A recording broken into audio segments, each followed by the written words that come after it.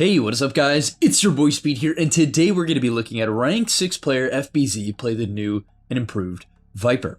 What is really good about Viper now, and why does the hero have a 52% win rate, not only on Dota 2 Pro Tracker, but also on Dota Buff, so basically across all brackets?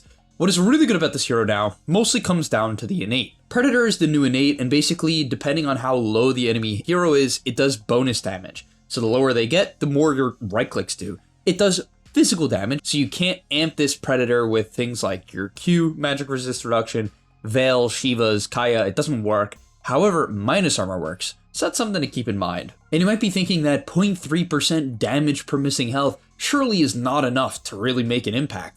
But what you don't understand is that when heroes get to about half HP, it's an extra 15 to 20 damage. It does more damage depending on how much health they have. The higher HP heroes take more damage the lower they get, because it's based on their max HP. But yeah, it does a lot of bonus damage. And Viper had this issue where in the early game, in the early levels, especially level 1 and level 2, if he was to fight heroes in the previous patches, he would not, and I repeat, would not be able to kill them at level 1 and level 2. The Q was too much mana and just doesn't do enough at level 1 to feel good about using it. But now you actually feel good about using it because a little bit of slow and a few more auto attacks makes the difference and gets kills with Predator. On top of that, go sign up to the gameleap website, guys. I'm posting new content over there almost every day, and I'll see you there. So in the laning stage, guys, the main goal of this hero is to get the lane back and then punish people after that.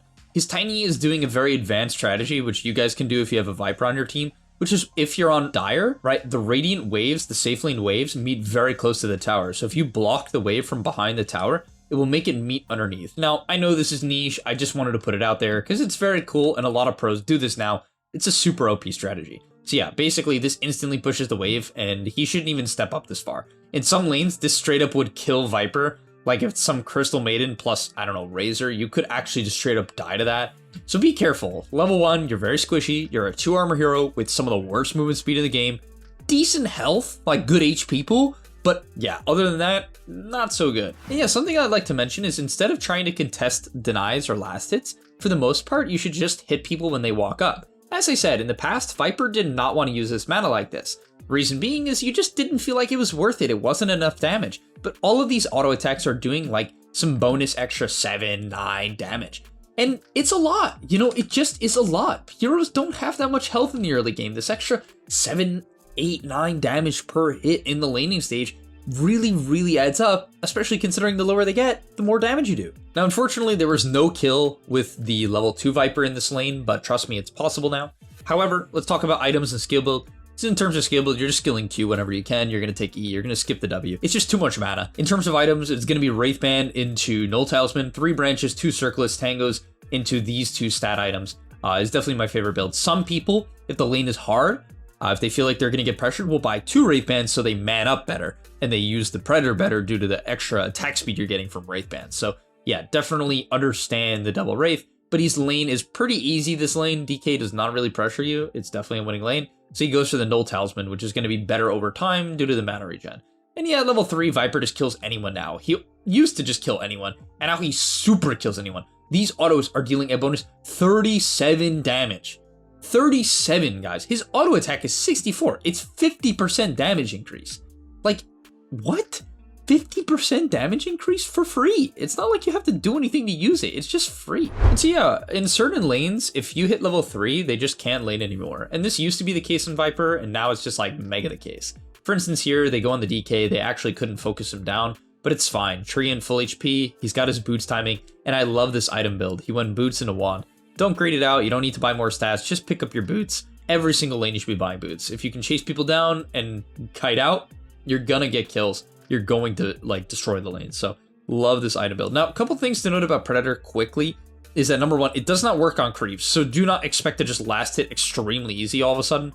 That would be hyper broken. So what I really like is how he manages his items. He's gonna be buying Dragonlance, which is very standard on right click Viper.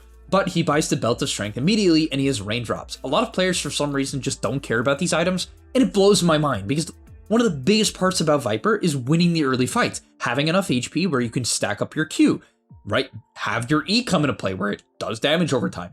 This won't work if you don't have health. And so you need the best HP items in the game that you can buy in the early game. which is kind of why I don't like the aura build as much, because you can't buy any really good early game item. Like, what are you going to buy? Headdress for mech?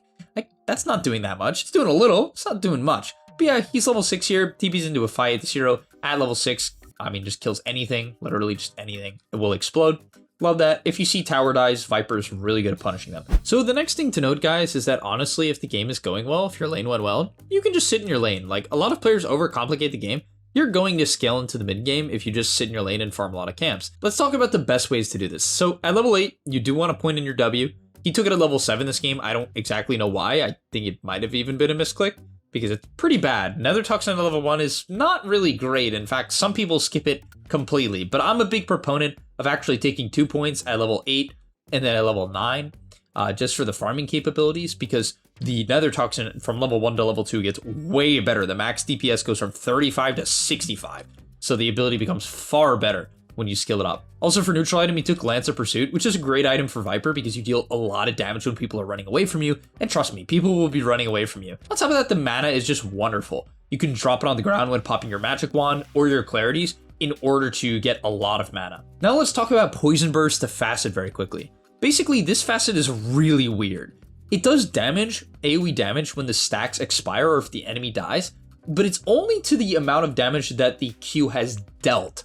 You would kind of expect, like, oh, if I build up 6 stacks on a Mud Golem, when the Mud Golem dies, like, the 6 stacks is going to do 1 billion damage because it's 6 stacks of poison.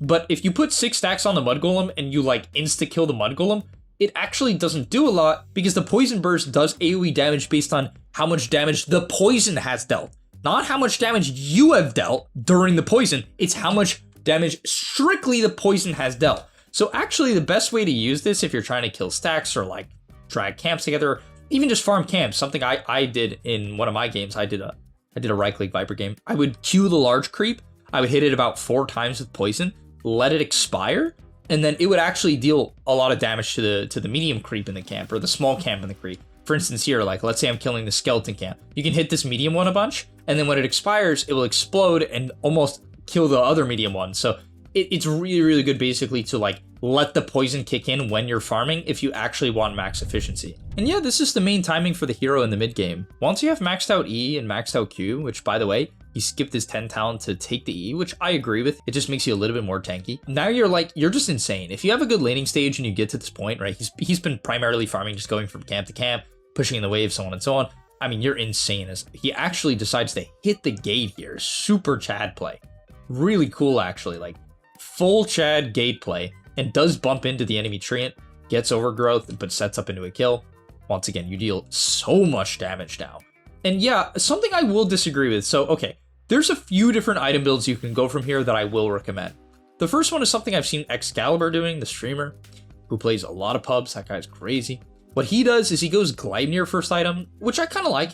Basically, it really allows you to build up your stacks because you have an AoE root. It's nice. And the Maelstrom helps you farm. However, I am a big fan of the Dragonlance Manta build a little bit more. And the reason why is Dragonlance is a better early game timing than Atos by a decent amount. Especially because you can buy Belt of Strength first. I know you might be like, really? Is that big of a deal? Yes, it's a big deal. But okay, why do I like Manta so much? Number one, in a game like this, you're dispelling Solarbind, Vessel, DKQ, Overgrowth, Arctic Burn. Like, you can dodge RP and DK stun if you're good. There is so much value if you're a good player. So if you're trash, maybe it's not as valuable. But even if you're trash, what is valuable is actually what I want to talk about next, which is the fact that when you buy Manta style on Viper, as he's destroying this team fight, in terms of team fighting, guys, honestly, I have to talk very little. Just hit the first person you see and ulti the first person you see. Like, unironically, just go on the first person you see and blow them up. Your ulti breaks, so maybe if there's some really important break target, like a Bristleback, break that guy. Don't use your ulti on the first guy you see if there's someone you need to break. But other than that, you're just trying to explode the first guy. Like, don't overcomplicate it. You're going to have a lot of impact if you just follow that rule. But okay, why is Manta so good? Because the Mantas get full effectiveness on Corrosive Skin. And so when you put Mantas in a creep wave, the creep wave will take 32 bonus damage. And this is where I disagree with FPZ. Plus 4% poison, attack, magic resist reduction is one of the best 10 talents in the game. I really believe it's wonderful, and I get why he takes it. It makes it go from 10 per stack to 14. It's huge. And maybe, honestly, it is good enough to take. But when you're buying Manta style, It is 52 damage per second with the plus 20 corrosive skin damage per second at level 10. These mantas clear waves alone. And one-shotting waves with mantas is always OP, guys. Because as you can see, he sends it mid here. Unfortunately, this is not how you want the mantas to farm the wave. You want the creeps to hit the mantas. Because then, yeah, the creeps just dies. He actually farms ancients here. Crazy. The poison burst actually lets you farm ancients. But yeah, like the manta, you're supposed to use it on the waves and clear them out. And we'll see it in a moment. I'm going to skip ahead to it as he wipes up another fight. I mean, you literally just hit the person in front of you guys. Like, if you can't play Viper in team fights, I don't know what to tell you. Just hit the guy in front of you. Like, just hit the guy in front of me. But yeah, right here, the wave dies, and he's going to send mantas, and you're going to see it actually ends up being a little cringe, and it's partially because of his 10 talent choice. And so right here, he's going to click his mantas to go clear the mid wave, and this is something you should be doing. When you have manta style, the max efficiency is to send it forward and then farm backwards. And that's what he's doing here. He's sending the Viper illusions to mid. Unfortunately, manta is like a 10 times worse item now. It got nerfed in duration recently. It's been nerfed in cooldown, but it's still good. Like, that is the sad part about how good manta is. You'll see when these when the creeps start to tank the illusions, they get destroyed. Like, because they're all taking 32 damage per second. And so if you have the other talent, the illusions will much more reliably kill the whole wave. And so yeah, this is my only gripe with this gameplay. It's the only thing that I personally would change because it's extremely effective. But once again, like right here, okay, I thought he was going to send them to top. He sends them to mid. But same thing, you tank the wave, and then the illusions will actually kill the wave. You can see it doesn't actually kill the wave fully if you don't have this talent. And so yeah, that is my gripe. In terms of other talents, he actually takes Nether Toxin min-max damage, which I personally do understand. It's a lot of damage. The Corrosive Skin attack speed slow in some games is super huge and really nice, but I honestly think they're both good. You can just determine how good attack speed slow is based on how many right clickers there are. At level 20, I personally think that both are good. Again, this hero just has like a lot of solid but not OP talents, to be honest. They're all like pretty good. But yeah, the poison attack speed, slow, and damage when you're going right click is what I would go. And at level 25, you take Become Universal. Because you're buying a lot of stat items, it actually gives you like 100 something damage. And finally, a couple things to talk about for your next items. I love what he does. Just simple, standard. This hero does damage innately now. Get it? Haha, because the innate is damage. Oh my. Oh wow. Because the innate now just lets you deal damage by existing, you just need to stay alive. And so Manta into Pike makes so much sense to me. You don't need a damage item. You don't need some crazy Mjolnir. I like Gleipnir a bit because it gives you Disable, which this hero sometimes can lack the ability to go on the first guy. Like, people can guide you a little bit. But yeah, love Pike, love Manta. Just use them defensively and hit the first guy, and the hero's gonna feel great. As I say that, he just instantly pikes at some guy. But to be fair, the DK was dead, the Trine was dead. You know, that guy's completely alone and he knows it. So that is the exception to aggressively force staff. And yeah, from there, he even queues up a BK. I do frankly think at this point, there's a lot of angles. Like, you even could go back for auras now. Like, if it's a good Crimson game, love Crimson later on this hero. You have a lot of HP at this point of the game, so the Crimson gets super high effectiveness. You could go Orchid if your team desperately needs it. Gives a lot of attack speed and mana pool, which this hero desperately needs. You can go Butterfly if you want to go full right-click carry mode. Butterfly against heavy right-click comps is the way to go. So yeah, even Mage Slayer, like later Mage Slayer or early game Mage Slayer in some games, like Dragonlance into Mage Slayer, if it's an OP Mage Slayer game, is really nasty on this hero because you want attack speed and you want mana. And even the magic resist is, I mean, you get a lot from your E. Like, if you don't understand this hero, guys, the E gives you magic resist, right? So you have 51%. Like, it almost is additively. Like, I don't know exactly how it works, to be honest, but like Cloak, sometimes when you buy it, you're like, wow, that did not give me a lot of magic resist. Like, it will give you 9% when it's supposed to give you 20. But the E, maybe it's because when you're taking the E, you only have 25% or like 30. It looks nice, but yeah, it just makes the hero so resistant to magic damage. Okay, thank you guys so much for watching. I'll see you in the next one, and I'm out. And that's all. But remember, before you leave, come on, before you tune out, subscribe to the gameleap website where we are going to help you get to the next rank. If you're stuck, click the link down below, and I'm out. Peace.